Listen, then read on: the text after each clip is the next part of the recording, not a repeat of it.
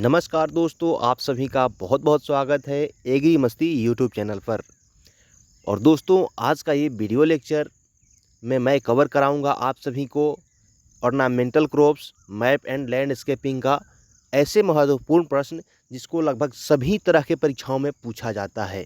ठीक है, जैसे बात करें, चाहे आपका सेमेस्टर परीक्षा हो, चाहे आपका किसी भी स्टेट पीसीएस का एग्ज़ाम हो, चाहे एग्रीकल्चर का कोई भी ऐसा कॉम्पिटिटिव एग्ज़ाम हो जिसमें हॉर्टिकल्चर का ये पोर्शन पूछा जाता है, ornamental crops, map and landscaping का, मैं आपको गारंटी कराता हूँ कि अगर आप इस वीडियो को देखकर जाते हैं एग्ज़ाम में, तो गारंटी ही आप काफ़ी सारे प्रश्नों को बस चुटकियों में हल कर देंगे। दोस्तों, मैं वीडियो में आगे बढ़ूँगा, आपको इन सभी प्रश्नों को बारी बारी से उत्तर को बताते जाऊँगा। उससे पहले आप लोगों के लिए ही रिक्वेस्ट कर रहा हूँ कि आप लोग इस वीडियो को अंत तक ज़रूर देखिएगा। फिलहाल दोस्तों, मैं चलूँगा और प्रश्नों का सिलसिला शुरू करूँगा और सभी प्रश्नों को आपको बारी बारी से कराऊँगा। और दोस्तों, आपसे कहना चाहता हूँ कि जैसे ये आपके मोबाइल स्क्रीन पे प्रश्न आते जा रहे हैं, आप लोग खुद से इस प्रश्नों का उत्तर देने का प्रयास कीजिएगा। ठीक है, तो दोस्तों, सबसे पहले प्रश्न आया है आपके मोबाइल स्क्रीन पर, रॉयल बॉटनिकल गार्डन कहाँ स्थित है। तो दोस्तों, रॉयल बॉटनिकल गार्डन कहाँ स्थित है, तो ये जो है ये आपका इंग्लैंड में यानी ब्रिटेन में बात करें, या इसका ऑप्शन बी सही होगा, यानी इंग्लैंड में स्थित है। ठीक है, अब दोस्तों, जैसे नाम से ही लग रहा है रॉयल बॉटनिकल गार्डन, रॉयल का मतलब क्या होता है, जैसे ब्रिटिश टाइम में जितने भी इंस्टीट्यूट हुआ करते थे, या फिर आज भी उधर ब्रिटेन में क्या होता है, रॉयल, जो ये रॉयल टर्म है, इसको काफ़ी यूज़ किया जाता है। जैसे फर्स्ट टाइम जब आईसीआर बना था, ठीक है, आईएआरआई बना था, या फिर रॉयल कमीशन ऑन एग्रीकल्चर आया था, वो भी सब रॉयल नाम से ही आया करता था। ठीक है, और चूँकि जो आईसीआर का जो निर्माण हुआ था वो रॉयल कमीशन की सिफारिश में ही हुई थी। तो ये सब चीज़ें, जैसा कि आप इन टर्म को ध्यान में रखकर इन प्रश्नों को सही कर सकते हैं। नेक्स्ट क्वेश्चन देखते हैं, आगे है, वानस्पतिक लोयल गार्डन कहाँ स्थित है। दोस्तों, यहाँ पे रॉयल का जगह लोयल है। ठीक है, और ये क्वेश्चन थोड़ा सा चेंज है, और इसका सही उत्तर होगा आपका ऑप्शन सी, यानी दार्जिलिंग, पश्चिम बंगाल। ठीक है, वानस्पतिक लोयल गार्डन दार्जिलिंग, पश्चिम बंगाल में है। नेक्स्ट क्वेश्चन है आपका, राष्ट्रपति भवन उद्यान कहाँ स्थित है। तो दोस्तों, अगर मैं आपसे सिर्फ ये प्रश्न पूछूं कि राष्ट्रपति भवन कहाँ स्थित है, तो भैया सिंपल सी बात है, ये दिल्ली में है।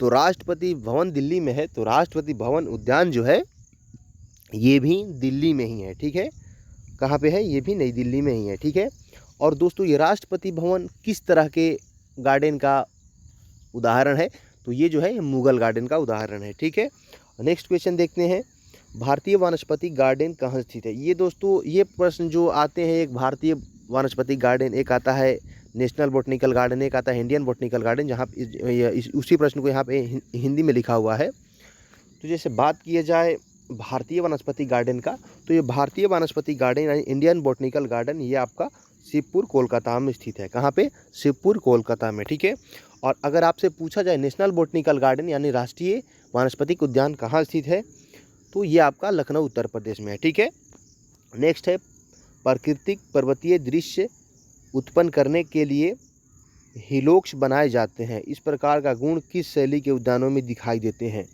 तो दोस्तों, पहले इसका उत्तर बताता हूँ, फिर इसको समझाऊंगा। ठीक है, तो इसका उत्तर होगा ऑप्शन सी, यानी जापानीज गार्डन। अब दोस्तों, गार्डन के कई प्रकार होते हैं, जैसे मुगल गार्डन होता है, जापानीज गार्डन होता है, ठीक है, पर्शियन गार्डन होता है, ब्रिटिश और इंग्लिश गार्डन होता है। ठीक है, अब दोस्तों, इन सभी गार्डन का अपना अपना अलग अलग कैरेक्टर है। जैसे ताजमहल जो है वो मुगल गार्डन है, और दोस्तों, मुगल गार्डन का सबसे पहचानने का आसान तरीका क्या है, वो होता है सिमेट्रिकल होता है।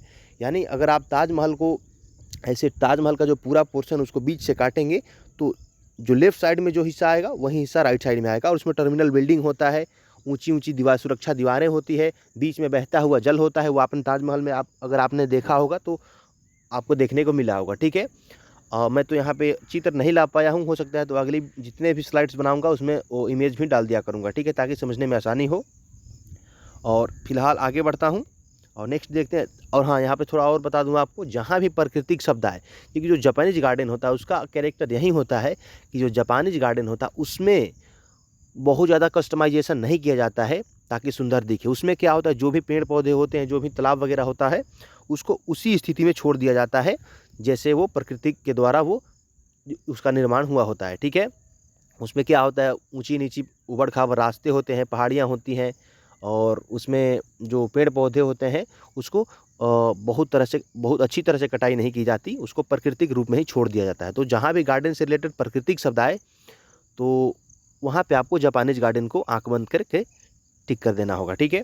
नेक्स्ट देखते हैं, पगोडा लेंटनर्स किस उद्यान की विशेषता है। तो दोस्तों जैसे मैंने आपको कुछ विशेषताएं बताया, तो बात करें पगोडा और लेंटनर्स की, तो दोस्तों पगोडा और लेंटनर्स आपका जापानीज गार्डन का ये कैरेक्टर होता है, ठीक है। अब दोस्तों थोड़ा मैं आपको समझाऊं, अगर मैं आपसे बोलूं पगोडा क्या होता है तो फिर आपका जो दिमाग है वो थोड़ा इधर उधर होगा, बोलेगा भाई पगोडा तो सिर्फ टर्म सुन रहा हूं, इसके मतलब क्या होगा पता ही नहीं है। अब मैं आपको बताता हूं। तो दोस्तों अगर आपने कहीं पार्क में गया होगा, ठीक है, घूमने के लिए, तो पार्क में अगर आप देखेंगे तो चलिए मान लीजिए कि बहुत सारा पेड़ है, पौधा है, घास है, लॉन बनाया हुआ है, और पार्क में ही एक क्या होता है, एक ऐसे बैठने वाला बनाया होता है, ठीक है। जैसे मान करके चलिए मैं एग्जांपल के लिए बना रहा हूँ, ठीक है। ये इधर से गेट होगा घुसने वाला, और ये आपके एक जैसे झोपड़ी की तरह होता है, लेकिन वो झोपड़ी नहीं होता है, वो क्या होता है, वो सीमेंट वगैरह का बनाया हुआ होता है, और इसमें बैठने वाले कुर्सियाँ होते हैं, ठीक है। तो ये जो होता है इसको पगोडा बोलते हैं। जैसे बगीचों के बीच में एक छोटा सा बैठने वाला जगह हो, जो कि ऊपर से मतलब बढ़िया से उसका छाया हुआ हो, उसको पगोडा कहते हैं, ठीक है। और नेक्स्ट देखते हैं और बात कर लेंटर्स का, तो अगर आपने देखा होगा अब तो बहुत इसका प्रचलन काफ़ी हो गया है। गाँवों में, शहरों में क्या होता है, जो आदमी घर बनाते हैं तो घर के जो मेन दरवाज़ा होता है उसके साइड में 2 ऐसे लगा देते हैं, ठीक है। ये खूब सुंदर सा बल्ब है, और जैसे कहने का मतलब 2 उसका पोल बना देते हैं छोटा गेट पे, और इसमें बल्ब लगा देते हैं, ठीक है। तो इसी को दोस्तों लेंटर्स बोला जाता है, ठीक है। आशा करता हूँ आपको ये कॉन्सेप्ट समझ में आ गया होगा। और नेक्स्ट देखते हैं, शांति का प्रतीक या प्राकृतिक सौंदर्य किस गार्डन को कहा जाता है। अब दोस्तों यहाँ पे फिर ये प्राकृतिक वर्ड आ गया है। तो मैंने आपसे बोला था कि जहाँ भी गार्डन से रिलेटेड प्राकृतिक शब्द आए, आपको वहाँ पे आंख बंद कर लेना है और चुपचाप जापानीज गार्डन को क्लिक कर देना है, ठीक है। तो इसका भी उत्तर होगा जापानीज गार्डन, ठीक है, क्योंकि उसमें जो उसे शांति का प्रतीक भी कहा जाता है उसके, और उसे प्राकृतिक सौंदर्य भी कहा जाता है, कि उसमें बहुत ज़्यादा छेड़छाड़ नहीं किया जाता है, जो पेड़ पौधे जिस स्थिति में है उसको उसे वहीं पे छोड़ दिया जाता है। तो ये जो है ये जापानीज गार्डन के कैरेक्टर्स हैं, ठीक है। और नेक्स्ट देखता हूँ, बहता हुआ पानी, ऊंची सुरक्षित दीवार, टर्मिनल बिल्डिंग और बरादरी किस शैली के गार्डन की विशेषताएं मानी जाती है। अब दोस्तों मैं आपसे अगर इसी प्रश्न को पहले भी बता चुका हूँ, अगर इसी प्रश्न को दोबारा पूछूँ तो जैसे मैंने आपको बताया, ताजमहल क्या है, मुगल गार्डन है, उसके चारों तरफ सुरक्षा दीवारें हैं, उसमें टर्मिनल बिल्डिंग भी है, ठीक है। यानी टर्मिनल बिल्डिंग बोलने का मतलब जहाँ पे वो गार्डन ख़त्म हो रहा है उसके लास्ट में क्या होता है, एक बिल्डिंग होता है। ताजमहल भी कहाँ है, लास्ट में ही है, ठीक है। उधर उसके उस साइड क्या है, जमुना नदी है। तो बारादरी का मतलब दोस्तों ये आपको थोड़ा ये भरमाएगा, लेकिन मैं आपको बताता हूँ। जैसे बारादरी क्या होता है, इसमें बारादरी का मतलब होता है 12 दरवाज़ा, ठीक है। तो मान करके चलिए ये कोई मान करके चलिए ये कोई एक घर हो गया, ठीक है। और इसमें क्या है, इसमें आपको पता है 4 डायमेंशन होंगे इसमें, तो एक साइड में 3 दरवाज़ा, ठीक है, और इसके चारों तरफ 3-3 दरवाज़ा, तो कुल मिलाकर कितना हुआ, 12 दरवाज़ा। तो इसको बारादरी कहते हैं।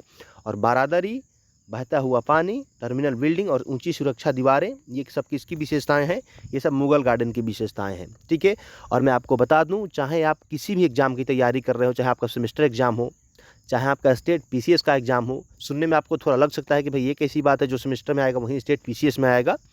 तो जी हाँ, आप सही सुन रहे हो। अगर आप सेमेस्टर एग्जाम की तैयारियां कर रहे हो तो जिस टाइम आप जाओगे पीसीएस का एग्जाम देने, किसी भी स्टेट का या फिर कोई भी एग्रीकल्चर का कॉम्पिटेटिव एग्जाम, तब आपको ये बातें समझ में आएंगी कि नहीं, वो जो बता रहा था एग्री मस्ती वाला वो सही था, ठीक है। चलिए फिलहाल आगे बढ़ता हूँ, और आगे है लाल बाग स्थित है। तो दोस्तों लाल बाग क्या है, ये भी एक गार्डन है, और ये कहाँ पे स्थित है, तो दोस्तों लाल बाग गार्डन जो है ये आपके बेंगलोर कर्नाटक में स्थित है, ठीक है। कहाँ पे, बेंगलोर कर्नाटक में। और रिलेटेड बात करें हॉर्टिकल्चर का, तो यहाँ पे IIHR भी है, ठीक है। IIHR यानी Indian institute of horticulture research. और यहाँ पे क्या होता है दोस्तों, हॉर्टिकल्चर पे रिसर्च होता है, और यहाँ से जो वैराइटीज़ निकलती है उसके नाम के पहले अर्का लगा होता है। जैसे आपने सुना होगा अर्का अनामिका, अर्का सौरभ, अर्का गौरव, ये सब जो है टमाटर की अर्का गौरव, अर्का सौरभ प्रजातियाँ हैं। और जिन भी प्रजाति के नाम से पहले आपको अर्का दिख जाए वो IIHR से निकाली गई वैरायटी है, यानी उसको वहाँ पे बेंगलोर में तैयार किया गया था, ठीक है। और नेक्स्ट देखते हैं, वृंदावन गार्डन कहाँ स्थित है।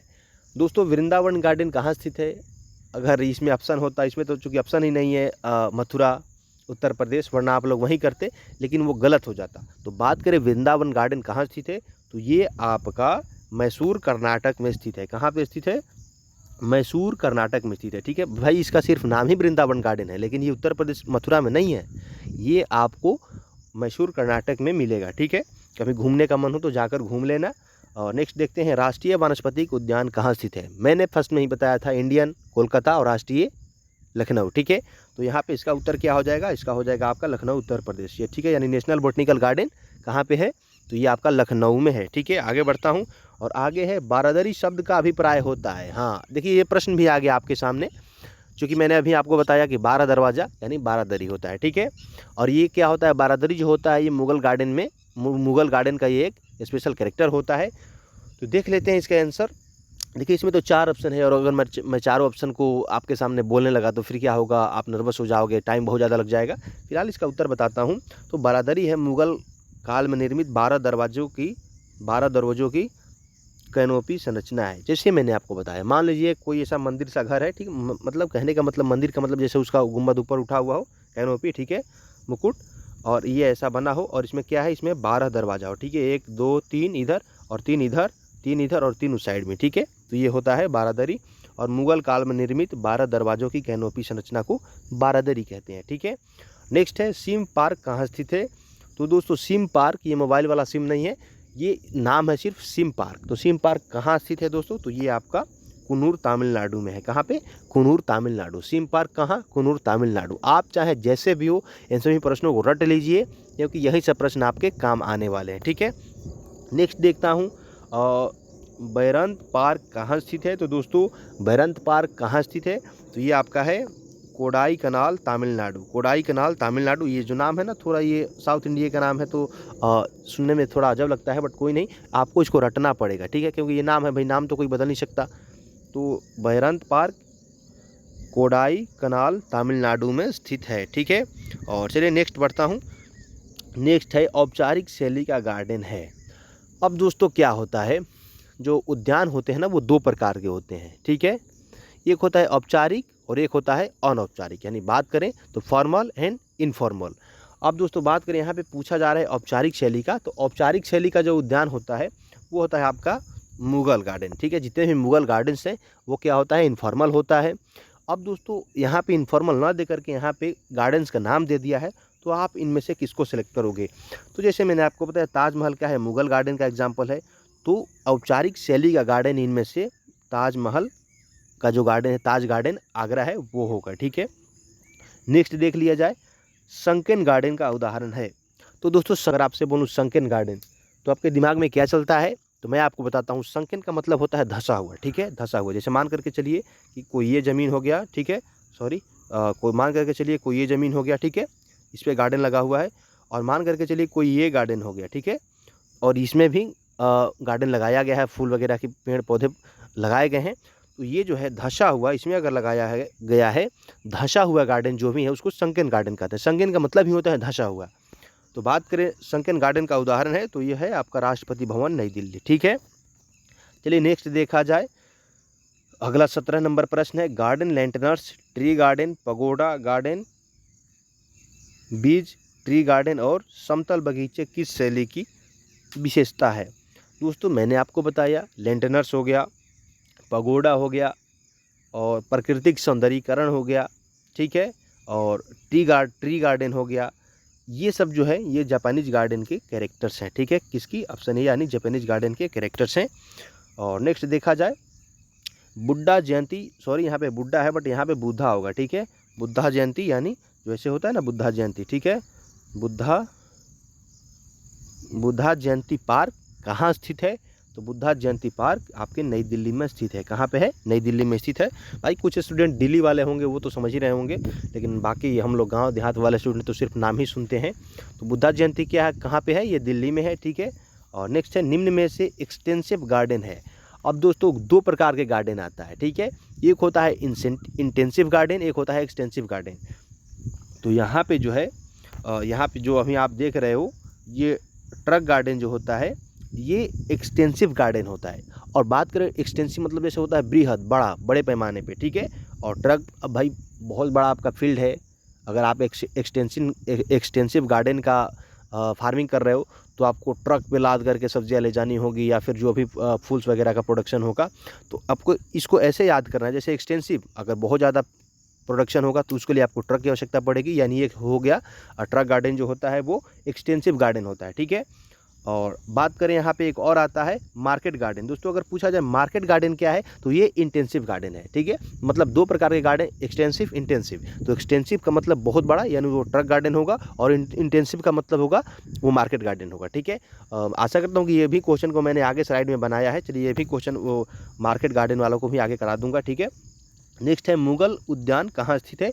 तो दोस्तों मुगल उद्यान जो है ये आपका पिंजौर हरियाणा में स्थित है, ठीक है। मतलब बात किया जाए यहाँ पे 4 ऑप्शन आपके सामने है, बेंगलुरु कर्नाटक, दार्जिलिंग बंगाल और शिवपुर कोलकाता, तो और यहाँ पे है पिंजौर हरियाणा। तो इन चारों ऑप्शन को देखा जाए तो पिंजौर हरियाणा जो है यहाँ पे मुगल गार्डन स्थित है, ठीक है। नेक्स्ट है डल झील जम्मू व कश्मीर में खाली स्थान है। तो दोस्तों डल झील जो है, अब दोस्तों झील कहने से क्या तात्पर्य है, झील का मतलब पानी होगा, ठीक है। और उसमें जो गार्डन लगा हुआ है वो उसको क्या कहेंगे, उसको कहेंगे फ्लोटिंग गार्डन, यानी बहता हुआ उद्यान, ठीक है। क्योंकि वहाँ पे जो डल झील वगैरह जो जम्मू कश्मीर के जो रीजन है उसमें क्या होता है, उसमें बहता हुआ यानी फ्लोटिंग जो तैरते हुए बगीचे होते हैं। बगीचे का कहने का मतलब जो भी छोटे मोटे क्रॉप्स होते हैं, फूल वगैरह होते हैं, उसको पानी में ही लगाया जाता है, ठीक है। इसलिए उसको फ्लोटिंग यानी तैरता हुआ गार्डन कहा जाता है। और नेक्स्ट है मंडोर उद्यान कहाँ स्थित है। तो दोस्तों मंडोर उद्यान जो है वो जोधपुर राजस्थान में है। कहाँ पे है, जोधपुर राजस्थान। मंडोर जोधपुर, मंडोर जोधपुर। और इन सभी प्रश्नों को दोस्तों बिल्कुल ध्यान से देखना है, ठीक है। और मैं आप लोगों को बता दूं कि अगर कुछ प्रश्न ऐसे भी होते हैं जिनको लिखना पड़ता है, और मैं आशा करता हूं कि कुछ स्टूडेंट लिख भी रहे होंगे। देखिए दोस्तों होता क्या है, जैसे मैं भी स्टूडेंट कभी था और अभी वीडियो बनाकर आपको बता रहा हूं, तो इसका मतलब ये नहीं, फिलहाल मैं स्टूडेंट ही हूं। और क्या होता है दोस्तों, जैसे अगर मुझे भी कुछ चीज़ें याद करनी होती है तो मैं अपना कॉपी और पेन ले लेता हूँ, ठीक है। और मैं भी कई सारे टीचर्स का वीडियो देखता हूँ, उनमें से एक अपना हरिराम सर हाईटेक क्लासेस वाले भी हैं। तो क्या होता है, मैं उनका वीडियो देखता हूँ या फिर किसी और टीचर्स का वीडियो देखता हूँ, तो क्या करता हूँ, जो भी पॉइंट जो लगता है कि कन्फ्यूजन वाला है और इसको बार बार रटने से याद होगी, पहले उसको लिख लेता हूँ और बाद में उसको याद करता हूँ। तो आप लोग भी ऐसे ही कीजिए ताकि आपको परेशानी का सामना ना करना पड़े, और परीक्षा हॉल में जब आप पेपर देने जाएँ तो आप सभी प्रश्नों को बस उड़ाते चले जाएँ, ठीक है। चलिए नेक्स्ट देखा जाता है। नेक्स्ट है आपका 5 से 6 पंक्तियों हेतु सब्जियों की उपलब्धता के लिए गृह वाटिका यानी किचन गार्डन खाली स्थान क्षेत्र में पर्याप्त है। अब दोस्तों यहाँ से पूछा जा रहा है आपसे कि अगर 5 से 6 व्यक्तियों हेतु सब्जी की प्रोडक्शन करना है तो जो गृह वाटिका है किचन गार्डन, उसका साइज़ कितना होगा, तो उसका साइज़ है 25 × 10 मीटर स्क्वायर होना चाहिए, ठीक है। 25 × 10 मीटर स्क्वायर, ठीक है, यानी वर्ग मीटर जिसको कहा जाता है। नेक्स्ट है सायाजी पार्क कहाँ स्थित है। तो दोस्तों सायाजी पार्क जो है वो बड़ोदरा गुजरात में पाया जाता है, स्थित है, ठीक है। तो सायाजी पार्क कहाँ है, बड़ोदरा गुजरात में स्थित है। नेक्स्ट है रोशनरा पार्क कहाँ स्थित है। तो दोस्तों रोशनरा पार्क जो है वो आपका नई दिल्ली में स्थित है। कहाँ पे, नई दिल्ली में स्थित है। नेक्स्ट है दोस्तों बोटनिक गार्डन कहाँ स्थित है। तो दोस्तों बोटनिक गार्डन, केवल बोटनिक गार्डन यहाँ पे अगर आपसे पूछ दिया जाए तो आपको लगाना है कोयम्बटूर तमिलनाडु। अब दोस्तों यहाँ पे देखिए कन्फ्यूजन पॉइंट, एक है इंडियन बोटनिकल गार्डन, वो कहाँ है, शिवपुर कोलकाता। एक है नेशनल बोटनिकल गार्डन, वो कहाँ है, लखनऊ उत्तर प्रदेश। और एक यहाँ पे नया वर्ड आ गया भाई, बोटनिक गार्डन, केवल बोटनिक गार्डन कहाँ है, तो कोयम्बटूर तमिलनाडु। कहाँ है, कोयम्बटूर तमिलनाडु, कोयम्बटूर तमिलनाडु। आप लोग इन तीनों जो कन्फ्यूजन वाला पॉइंट है इसको लिख लीजिए, ठीक है, कहीं कॉपी पर, तो आपको याद हो जाएगा आसानी से, वरना आप लोग आने वाले प्रश्नों को भी गलत कर बैठोगे।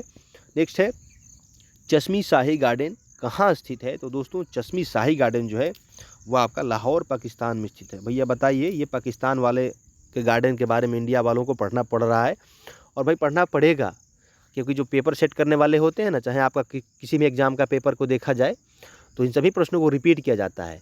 और बात इंडिया पाकिस्तान से थोड़ी है, बात है अपन लोगों को परीक्षा निकालने से। तो पाकिस्तान का चीन को भी पढ़ना पड़ता है, अमेरिका को भी पढ़ना पड़ता है। चलिए नेक्स्ट क्वेश्चन को देखा जाए, सबसे बड़ा औपचारिक उद्यान कहाँ है। हाँ, इस प्रश्न को कई बार रिपीट किया जा चुका है कई परीक्षाओं में, जहाँ पे ये पोर्शन पूछा जाता है ऑर्नामेंटल हॉर्टिकल्चर वाला। तो सबसे बड़ा जो औपचारिक उद्यान है वो वृंदावन गार्डन है, ठीक है। और वृंदावन गार्डन कहाँ है दोस्तों, ये आपका कहाँ है, कर्नाटक में है, ठीक है, कर्नाटक में है। आपको ये उत्तर प्रदेश नहीं करना है।